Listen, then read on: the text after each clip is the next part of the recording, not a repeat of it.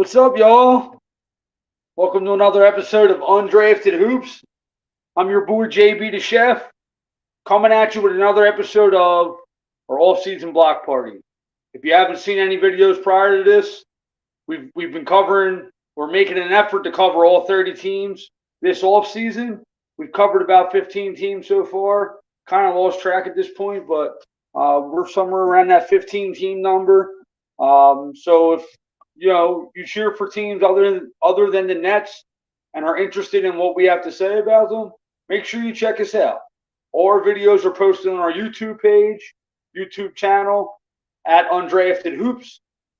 Please subscribe to the page. Smash it and share it.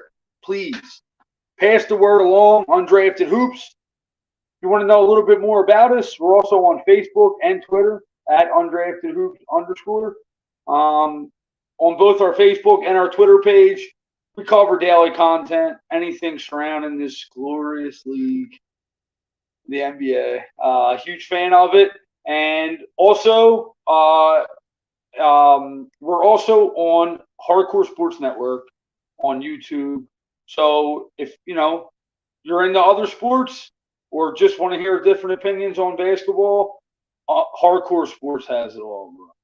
Wrestling, baseball, football, especially my Philadelphia Eagles. So make sure you smash their subscribe button too after you smash ours. That's for sure. With that being said, got to get my boy on the air. Sasquatch himself, Tony Hoops. What is up? What is up? Yo, Hoops, I did it again. Need that t-shirt. I like that one. That's real nice. Yeah, that's a good one. That's a good one. Might have to print one of them.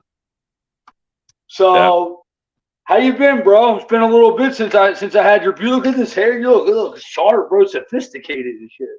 Yeah. I got a haircut, fresh cut. Oh, shit. It's up. It's good. I've been a little done. All I have is like FIBA friendly is not even the real deal yet. So like this little low point, no NBA action, no trades, few little signings, but nothing major. This is your time to freshen up. Because once basketball kicks off, no haircuts, no shaving, no showers, just hoops, 24/7, 365. Exactly. What's up, Gary? Gary's in the building, kind of. Tony, we're gonna dive into the Brooklyn Nets, and before we even dive into them, I want to tell you what Gary said on the last show. We were covering the New York Knicks, and we did this transition of, can we finally get a Subway Series in New York worthy of excitement? And we both said yes, because the Knicks and the Nets are definitely promising teams. But Gary, the Mad Wizard himself, says the Brooklyn Nets will finish with a better record than the New York Knicks. Is he fishing for likes, or does he have some a little bit of tread in that take? He must hold a lot of Ben Simmons stock, because he's going to have a heck of a year for them to finish better than the Knicks. Gary's got Ben Simmons rookie cards, and he needs them to be good. That is so good. I can see him now, like, wishing that, like, looking at it and like, oh, come on, Ben, play tonight. I might get 50 more cents for your rookie card. Yo, so let's talk about this team, because a year and a half ago, they had James Harden, Kevin Durant, and Kyrie Irving, and as of 6 months ago, they got none of them.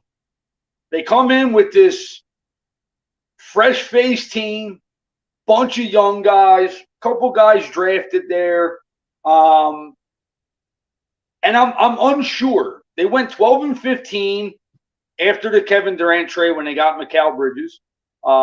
They played tough against the Sixers in the first round, but obviously were no match for Joel Embiid.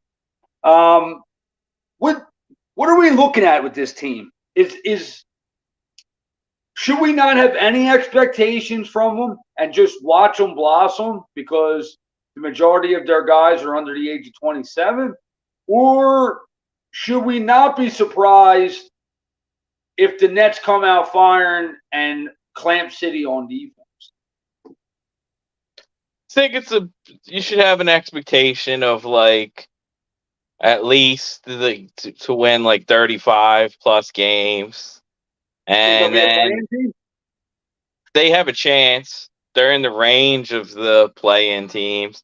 I mean, if they reach their ceiling, they're good. They're not that deep, is what's concerning to me. Really, you don't think so? No, they're not. Their bench is kind of weak. Like I don't know. Like I like Baisley as a cheap signing. I liked Trenton Wofford as a cheap signing, but they really lack depth this year.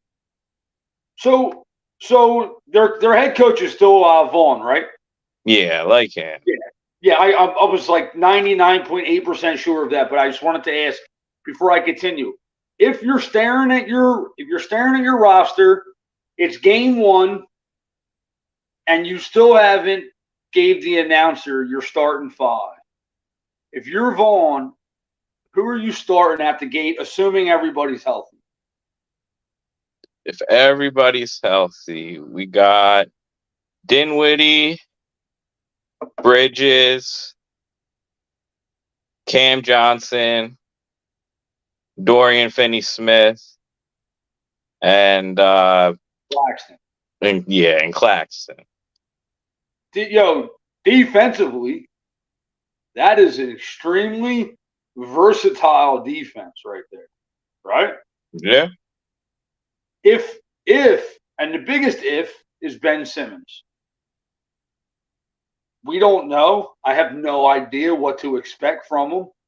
But if you take 75% of his ability, he's another star defensive player for them because Ben Simmons is still more than capable defensively. It's just he's a little bit of a liability on offense. Knicks may be in trouble, JB. They have ex-Villanova players on their team, except the best one who's on Brooklyn. I do love Brunson, though. Okay, so Kyle's touching a little bit on the New York Knicks. And Kyle, make sure you check out our last show. We covered the Knicks pretty well. What I want to say with the Nets, though, is when you say they're a 35-win team and you're a little concerned about their depth, how do you feel about Dennis Smith and Lonnie Walker and Cam Thomas? I mean, them dudes are capable of scoring points at the guard positions.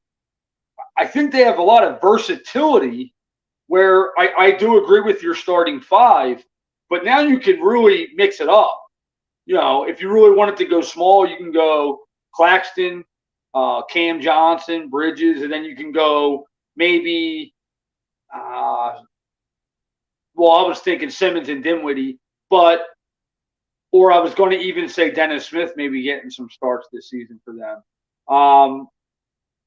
So I guess per se I do agree with you that they do have some depth issues, but I think that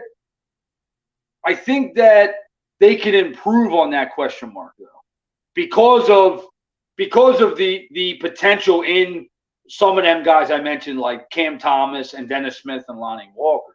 Are your expectations? No, I like those guys, but they can't play together. Like you can't play Cam Thomas and Dennis Smith together, and then I don't know if Lonnie's going to be maybe your first sub and come in early and then disperse it like that, but like those are Cam and Dennis are two ball heavy guards. Neither are very good off ball and they don't shoot well. And then if you're running the second unit with Ben too, then you have no shooting. So I guess Ben's on the five, right? Ben's going to probably play backup five out of the gate. Yeah, backup five or I don't know. It really depends on what's his name has. Like Vaughn is really going to have to get his lineups down. It is possible, but as I'm looking at it right now, I don't really love, like, I don't know. I really like Lonnie Walker signing because he's good and he was cheap and he's coming off the bench. But then when you put him with 2 guards, and I really don't see. So it's really just going to depend on their sub patterns. So Vegas has them at 37.5 wins. Okay. Comparable teams are the Bulls are the same. Then the Magic are 36.5, Toronto 36.5, and then the Pacers are also 37.5, but they're minus 135.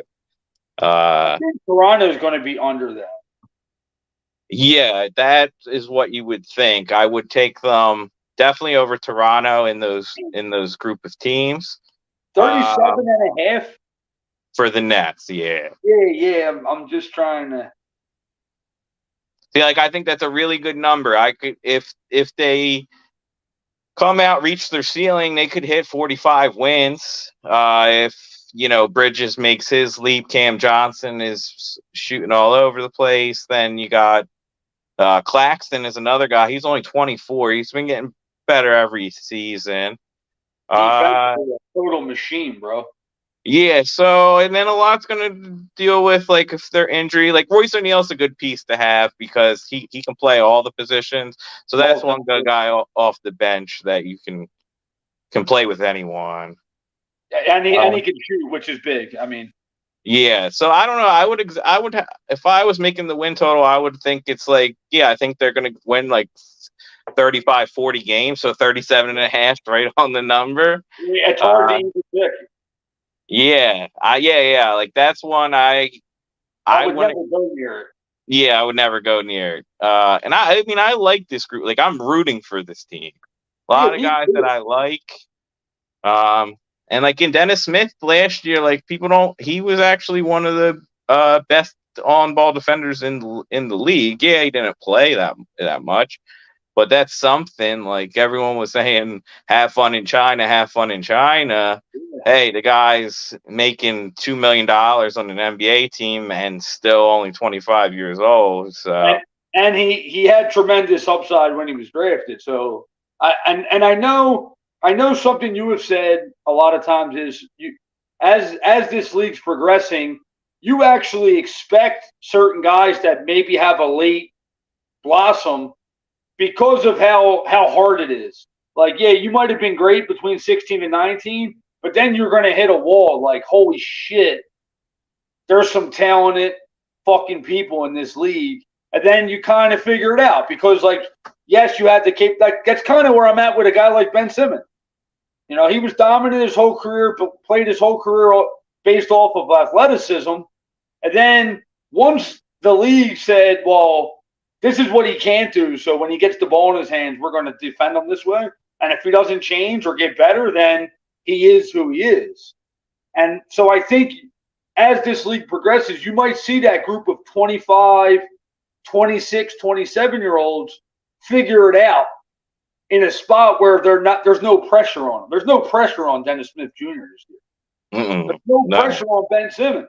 Ben Simmons is going to make 37 this year and 40 next year. So it's like, if they just go out, and obviously this team's got a superstar on it. So they don't need to pretend to be one. They just need to carry that dude's bags to the bus and shit. And then, maybe you'll get your opportunity. And I want to talk about the superstar on this team because Mikal Bridges has literally blossomed into a player that I'm not surprised. If you told me this good out of college, I wouldn't have said yes. But after what I've seen the last 3 or 4 seasons from him, how do you not? I think 3 seasons. How do you not just love watching this dude play basketball night in and night out? Yeah, and he can score at all levels. He's good from 3. He can post up fadeaways. He can finish at the rim. And he was, during the playoff series, he was really showing what he's capable of. So what do you think for Bridges averaging next season? Over, under 24? Well, he averaged 26 last year with Brooklyn. He shot 18 and a half shots a game, 6.5 from three. That's a good number. It's kind of 24 and a half is a very tough number. I think he's going to come right around that 25, 24, 25, 26, 27 points per game, right? I mean, he has to be their go-to guy on offense at almost every possession. Where are you sitting with him? I'm thinking over because what you said with only 18 shots. I think that number may increase. So therefore, I think he will go over that number.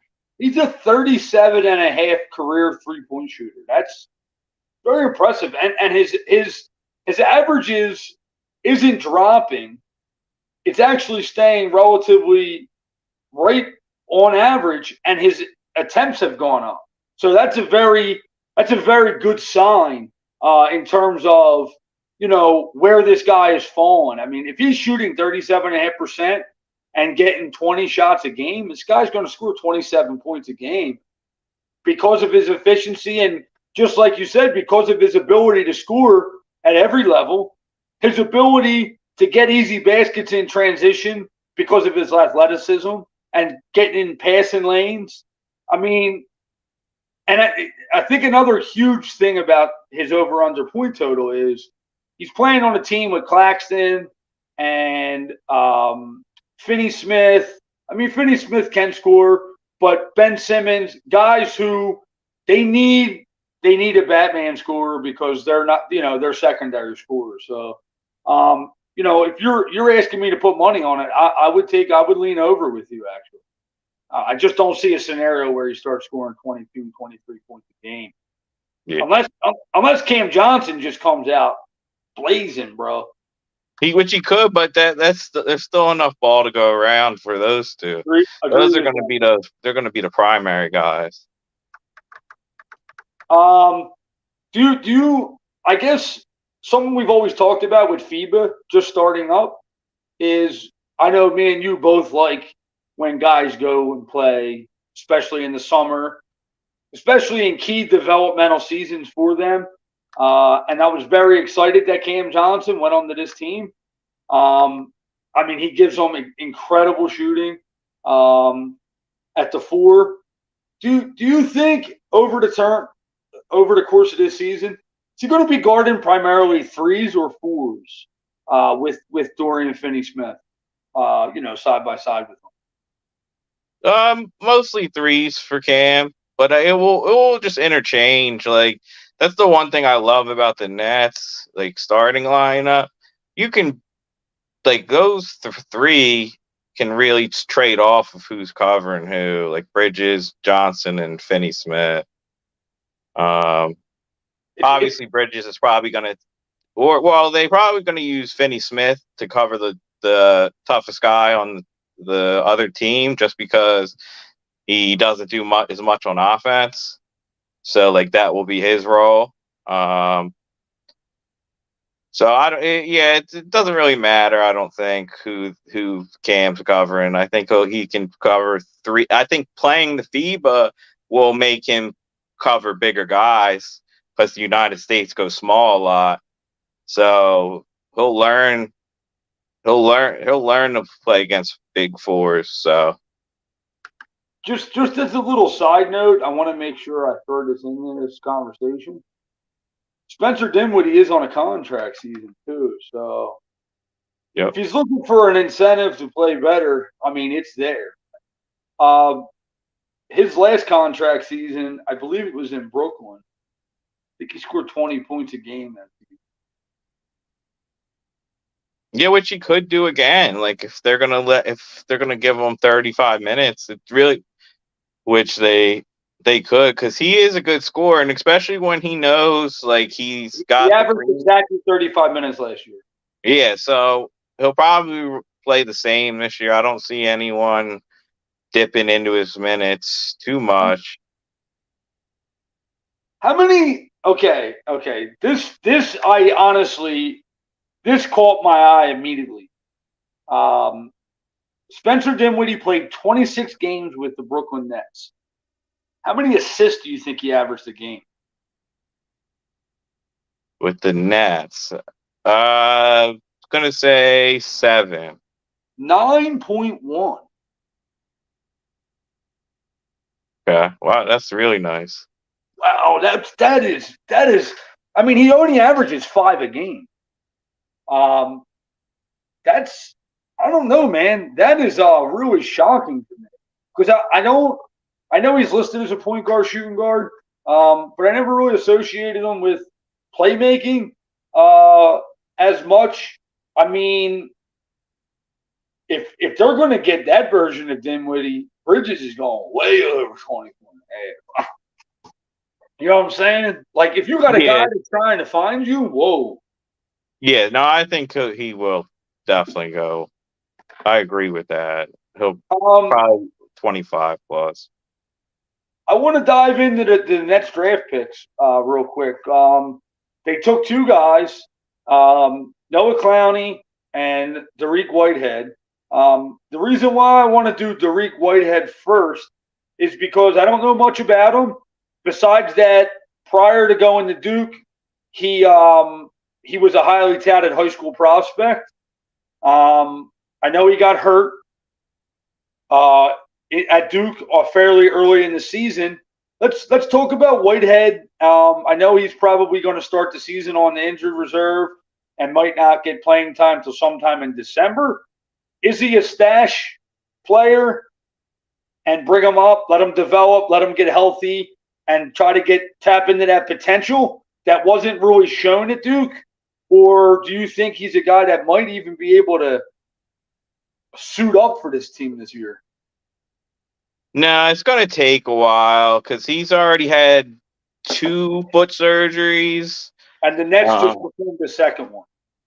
Yeah, so he's I don't know, he's had a lot of injury concerns, but he was top 10 coming out of high school projected.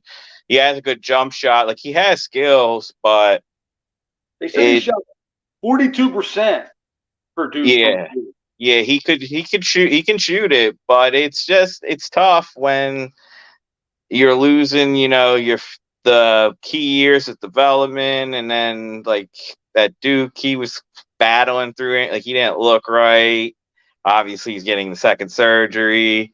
Yeah. So, I mean, it's a good pick because the Nets aren't going to the title. So, yeah, and they have a really good G League team, and every year they're competitive. So he'll get his work down there, and if he's ahead of schedule, then maybe he could. But the injury concern. But that's why he fell too. So that's what it. I mean, they say he's primarily a catch and shoot player right now. They said he's not really creating a lot of points off of the dribble, especially in the paint. I mean, if you're looking for a team that needs a catch and shoot guy, it's Brooklyn. I know he's a little bit taller too. I believe he's like 6'4", 6'5". He's at least 6'5". Yeah, 6'5". So in terms of fit, I mean, 6'7". 6'7". I mean, guard. They're calling him a shooting guard. 6'7". I don't know. He might be playing small forward in this league. But if you're talking about a team that is probably going to fall into that 9, 10, 11, 12 range, he's a perfect stowaway. Let him get fully healthy. Don't force it. Try the development thing. Try to change things in his development to get the most out of him. So I do like it. Now, I don't know anything about Clowney except that he went to Alabama. He's a versatile 4-5. What's up, Nixon? What's up, brother? Yeah, I was looking for you, man. It's the first time I seen you. If you're just chiming in, make sure you go back, man. This show's been pretty tough. So, Tony, give me a little bit about Clowney. So he's another one. Will definitely be in their G League system. Will take a while. He's like super raw. He averaged 10 point or 9.8 points, 7.9 rebounds. less than an assist a game, like almost a block, and he shot almost hit about he hit 0.9 threes a game, but he took 3.5. So he's gonna try to shoot. His jumper isn't broken, but this kid's got a lot of work. But when you're the Nets and you're picking that late in those rounds, and you trust your G League system, like those are the guys they should pick. Is So he, I is he mean, comparable to Claxton?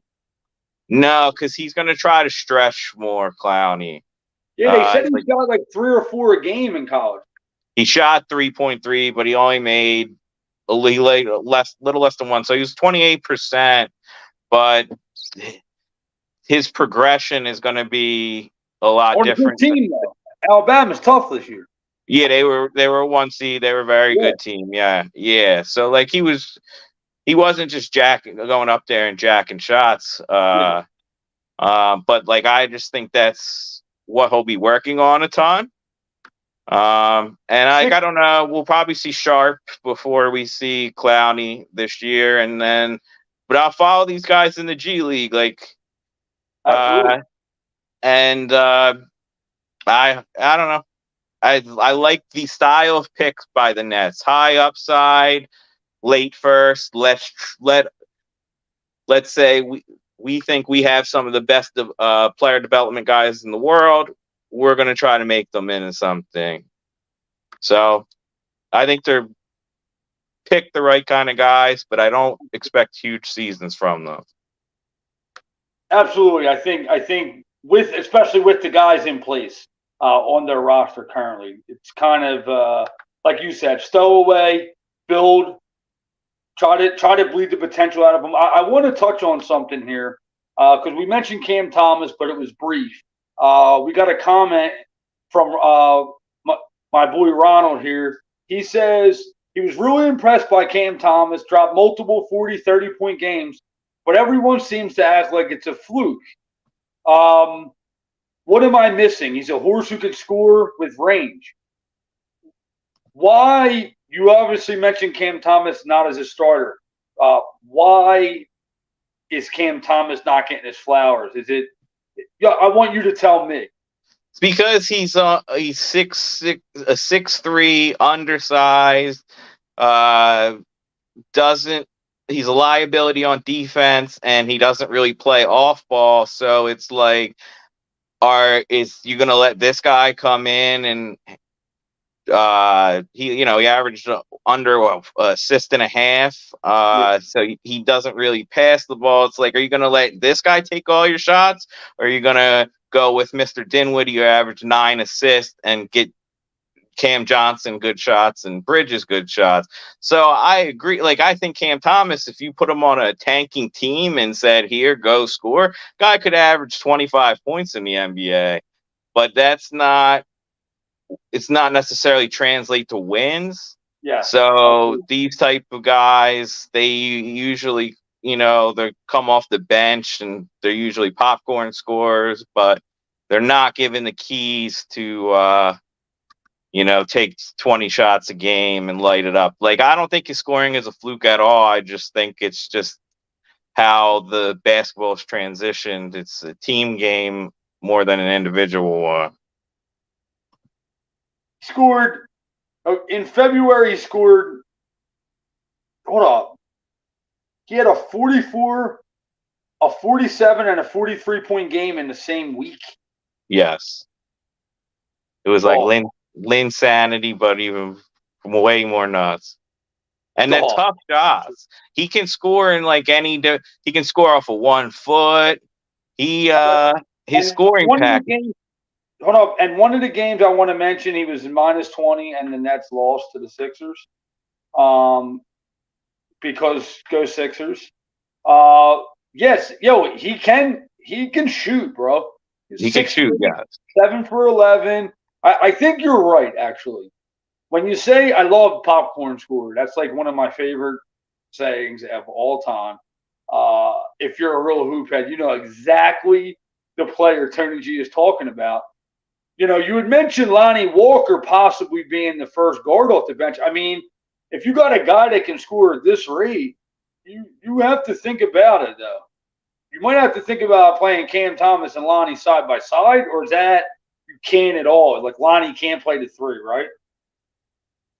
Yeah, but you can just make sure then you just play Dennis Smith less and you try to do Cam and Lonnie for the majority and then get Dennis in there for like a few minutes here and there. I'd like to see if Cam Thomas. I'd like to see his catch and shoot percentages. That's something I definitely want to hammer on and look that up because that's going to be a big thing for him on the second unit. Look, man, this is kind of what I want to end the show on because you had mentioned that they're going to be in that play-in range. We mentioned their over/under being 30. What was it 4.5? 37 and a half. 37 and a half. 37 and a half. Even if they finish, say they finish at 38 wins, they would still be 3 games back of the play-in. So I was thinking no doubt playing team this year, but the more and more I look at the standings, I think every team there is going to make the playoffs or playing again, except for Toronto.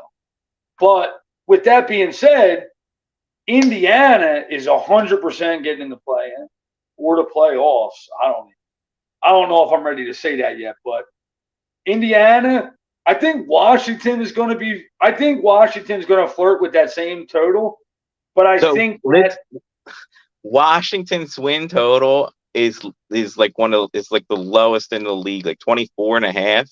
No way. Yeah, I was looking at that today. It's something insane. Really? Yeah, it's real low. It's because their defense is going to be bad. Like bad.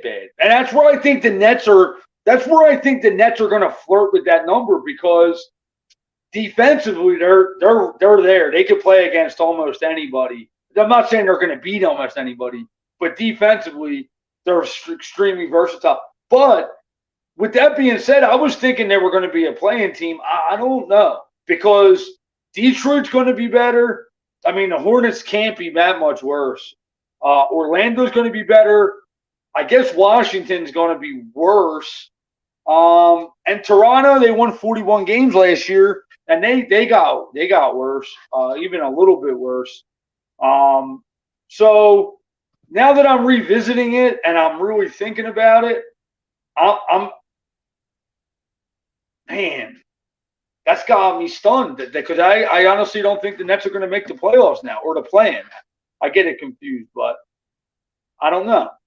You know, I'm excited to watch them. I'm on board with you. Is there anything else you want to add about the Nets before we kind of wrap it up? We're pushing that 35-minute mark, so. No, I think they're in a good direction. That's what I'll say is like even though if they don't make the play in this game the year, they're building something.